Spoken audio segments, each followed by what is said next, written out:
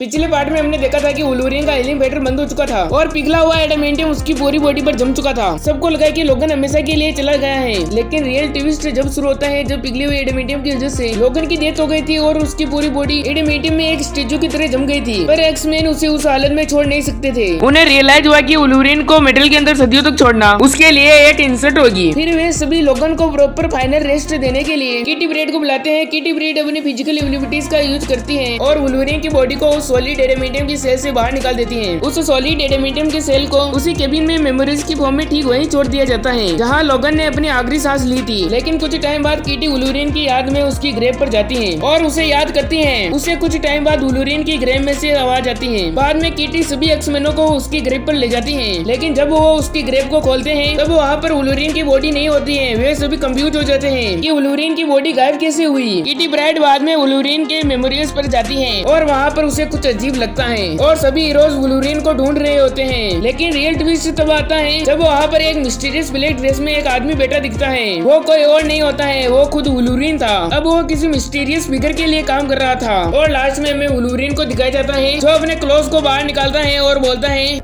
Ready.